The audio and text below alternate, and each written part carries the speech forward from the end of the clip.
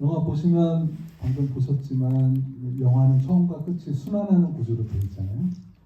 극중 대사 2번 나오지만 12시에서 12시 그리고 낮에 시작해서 밤에 끝납니다. 그리고 남자가 버스에서 내려서 영화가 시작되고 남자가 버스에서 내리면서 영화가 끝이 나고요. 그다음에 첫 번째 대사가 잘못 내렸어요.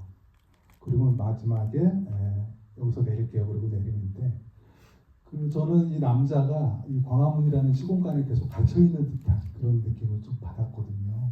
그리고 여자는 어떤 두 남자 사이에 좀 순환한다 그럴까요? 그러니까 뭐냐면 소우에 갔을 때 전 남자친구가 싱글 데딩이 돼서 자랐다는 거를 알게 되잖아요. 새엄마 얘기 나오면서. 그리고 현재는 팀장 싱글 데디와 사귀고 있는 거고 그래서 두 남자 사이의 어떤 싱글 데디라는 키워드로 순환하는 게 아닌가라는 좀 생각이 들어서 감독님께서 이렇게 처음에 영화 시나리오를 쓰실 때 이렇게 순환의 개념을 차용하신 그런 이유가 있으시다면 궁금해서 여쭙습니다. 제가 이제 순환의 구조를 채택하게 된 거는 실제로 영화 속에서 12시에서 12시라고 말하는 하성욱 배우의 대사처럼 제가 그런 식으로 시간을 좀 생각하고 있습니다. 그리고 사람들이 살다 보면 과거로 돌아갈 수 없는데 그때 후회되던 때로 돌아가고 싶을 때가 있잖아요. 그래서 저는 돌아갔다라고 생각하고 예를 들어서 헤어진 친구랑 다시 돌아가면 잘 만날 수 있겠지 해서 돌아가 봤더니 잘 만나지지가 않더라고요. 그게 비단 사랑뿐만 아니라 우정의 관계에서도 그런 것 같더라고요. 그런 것들을 경험하면서 제자리로 돌아갔다라고 생각했지만 제자리가 아니었구나라는 저의 경험들이 일련의 이러한 사고방식과 가치관을 갖게 하더라고요. 그래서 그런 것들을 좀 영화 속에 녹여내야겠다라고 생각을 했었습니다. 유명한 배우가 여자 캐릭터 같은 경우에는 그 싱글 데디 관계에서 이명화 배우의 캐릭터 역시 마찬가지로 왜 다 내가 만나는 사람들은 비슷한 것 같지? 이런 얘기들을 하잖아요. 내가 나라서 그런가? 이렇게 정말로 사람이 살다 보면 전혀 다른 사람이라고 생각해서 만나봤는데 왜 내가 만나는 친구들이나 혹은 내가 만나는 연인들은 알면 알수록 뭔가 비슷한 것 같은데 라는 기시감을 저는 느끼더라고요. 여러분들도 그러실진 모르겠지만 조금은 하성욱 배우와 이명화 배우가 제자리로 돌아가는 시점과 방향성은 좀 다르지만 겹치게 되는 교집합이 있기 때문에 이 사람이 달팽이면 이 사람도 달팽이로서 약간 교집합이 생겨서 마주치게 되는 시점을 다룬 영화가 아닐까라고 생각합니다. 네, 잘 알겠습니다. 제가 알기로는 실제로 감독님과 이명화 배우님께서 길거리에서 만나가지고 이런저런 대화를 나누는 게 계기가 돼서 만들어진 게 1막이에요. 그러니까 이명화 배우님 같은 경우는 내 이야기가 지금 영화돼서 특히 주연을 맡고 영화를 보게 된 그런 현실과 영화가 지금 같아진 거잖아요. 배우님 입장에서 봤을 때. 좀 느낌이 어떠신지 좀 궁금해요. 처음에 정말 종로에서 우연히 만나게 돼서 같이 우연히 길을 걷게 되고 서로 나눈 이야기를 가지고 시나리오를 한 며칠 만에 써서 보내줬어요. 그때 정말 놀랬고 정말 내 이야기 나랑 나눈 대화로 이렇게 정말로 영화를 같이 찍자고 시나리오를 보내줬네. 그래서 처음에 정말 너무 고마웠어요. 진짜로 보내주네? 이런 생각이 있었고 아무래도 이제 그렇게 시작이 됐다 보니까 애정이 좀 남다르긴 한 것 같아요. 더 이 인물에 집중이 되고 그런 마음이 있어요. 몇 가지 정도가 지금 거의 똑같은 건가요? 옛날에 감독님이랑 처음 만났을 때 나눈 얘기가 이 영화에서 대사로 어떻게 몇 % 정도나 좀 많이 반영이 됐나요? 여자가 하는 대사는 거의 네. 많이 반영돼요. 네네. 실제로 다. 네. 굉장히 신기한 경험을 배우님 입장에서 한 게 아닌가라는 생각이 들고요. 하성국 배우님께 질문 드릴게요. 제가 알기로는 첫 1막이 2019년 여름에 찍으신 거죠. 그 다음에 3막이 2022년 겨울에 찍으신 걸로 알고 있습니다. 그러니까 만 3년이 지나서 그 캐릭터를 연기를 한 건데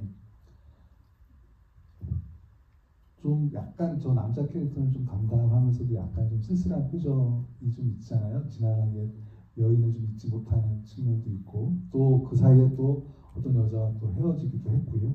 그래서 그 1막에서 했던 연기와 또 시간이 지나서 했던 3막에서 했던 연기가 본인 스스로에게 좀 어떻게 다르게 접근을 했는지 궁금해서 여쭤볼게요. 일단 그 말씀해주신 것처럼 실제로 물리적인 그 시간이 지났고 극 중에서도 거의 동일한 시간이 흐른 설정이었어요. 그래서 보셔서 아시겠지만 저 조금 어리게 나오거든요 앞에. 그리고 한막이 미세하지만 제가 봐도 노화가 좀 보여요. 제 눈에. 그런 게 아마 캐릭터의 그런 시간을 표현하는 데 굉장히 유리하게 작용한 구조였었고요. 개인적으로는 그 3부 이제 시나리오를 감독님이 주셨을 때 너무 글이 깨끗하게 잘 읽혀서 저는 그 앞에 찍었던 단편들과 완전히 별개의 이야기라고 제가 받아들여도 되겠다고 생각을 했어요. 저 혼자 했던 뭐 도전 같은 거였는데 이거를 별개로 해도 나를 같은 인물, 같은 캐릭터로 믿어주게끔 할 수도 있겠다는 영화라는 생각이 들어서 그렇게 완전 별개로 접근을 했던 것 같습니다. 그럼 약간 그 3막에서는 수염도 좀 있고 안경도 쓰시고 그렇잖아요. 네, 그런 것도 일부러 그거는 이제 감독님이 원하셔서.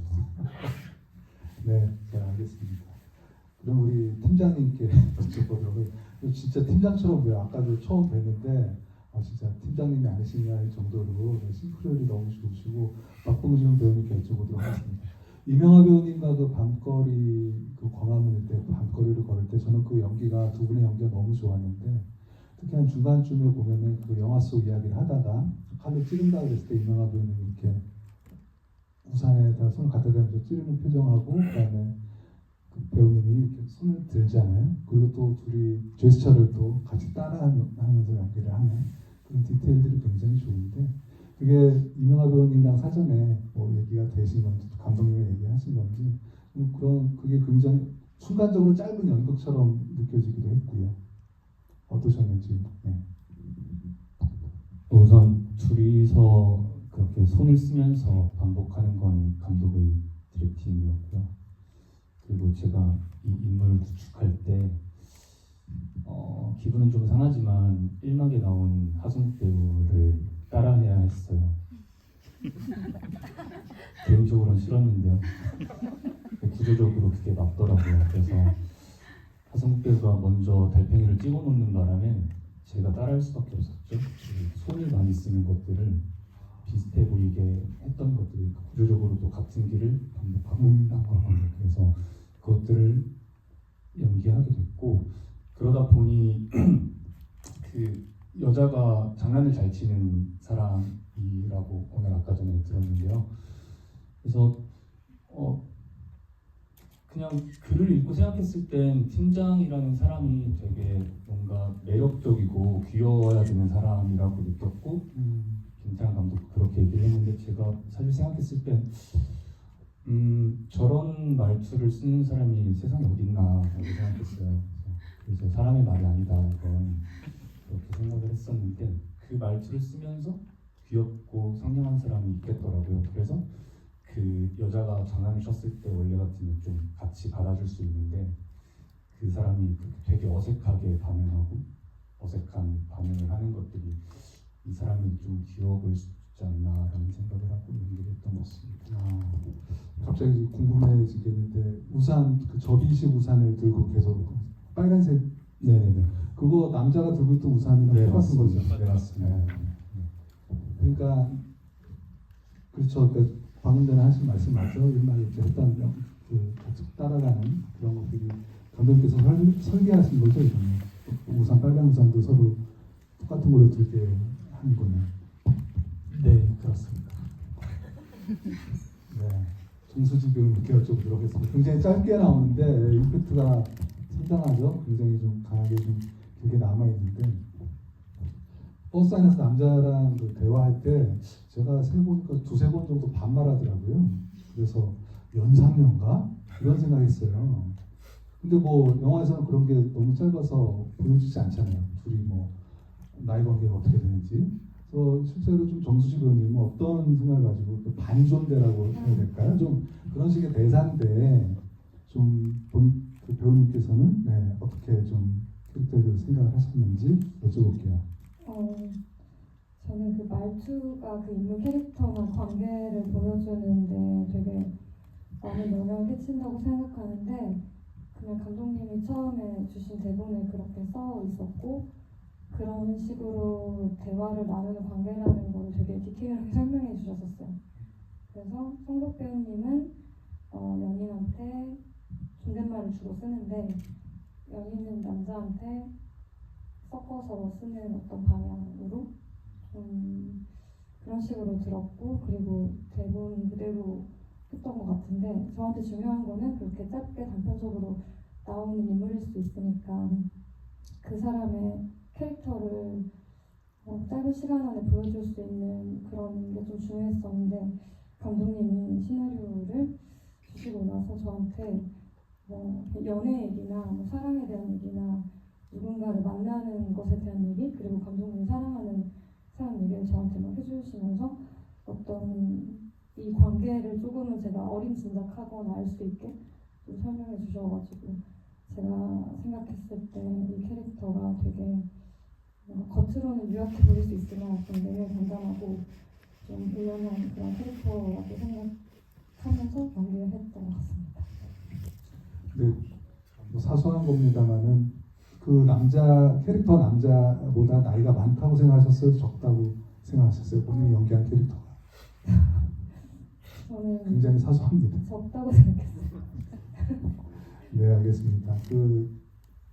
백성진 배우님께 여쭙도록 하겠습니다. 여러분들도 영화 보시고 연기나 드라마 보실 때마다 이제 배우들이 운전하면서 연기하는 거, 뭐 외화나 한국 영화 굉장히 많이 자주 보시잖아요. 근데 제가 연기를 해본 적은 없지만 그게 쉽지 않을 것 같아요. 물론 이제 운전을 실제로 하는 건 아니잖아요. 운전하는 척하는 연기를 하면서 대사를 하고 그 연기를 하는 거잖아요. 이 영화에서는 또 그쪽 먼 지방에서 서울 공항까지 올라가 긴 시간을 계속 운전하면서 대사를 해야 되는 그런 연기였을 텐데 좀 어떠셨는지 운전하면서 하는 연기가 운전을 영화에서 하는 건 처음이었고요. 그래서 그냥 직접 하는 게 더 편할 줄 알았어요. 그전에는 그냥 다른 데 실려 있는 것보다 내가 실제로 운전하면서 연기하면 더 자연스럽지 않을까 했었는데 끝나고 나서 느꼈던 거는 이거 무조건 안전하게 써야 되겠구나. 그 정도가 내가 아직 안 되는구나도 있었고 처음엔 이게 되게 어색하더라고요. 그래가지고 이걸 어떻게 해야 될까? 왜냐하면 그 운전하는 것 자체가 불편해 보이면은 그 역할이나 이 장면이 다 깨질 것 같았는데 이게 그 레카 위에 이제 택시를 올려가지고 진행을 하게 되는데 레카 구조가 이제 앞에 그 자동차의 머리가 있으면 뒤에가 딸려서 이렇게 움직여요. 그래가지고 저는 이제 죽어라 저 레카의 머리만 보면서 기사님이 움직이는 대로 나도 움직이자 이 생각을 하면서 이제 운전을 해야겠다 생각을 하고 있었는데 레카에 이제 택시가 이렇게 올라가고 이제 그 사방팔방으로 카메라와 감독님이 앞에 딱 앉아 계세요. 정면에 카메라와 이렇게 촬영 감독님들과 다 함께. 저는 이제 그 레카의 머리 맨 앞부분을 봐야 되는데 시선을 글로 보낼 때마다 감독님이랑 이렇게 다 보이는 거예요. 그래서 사실 그게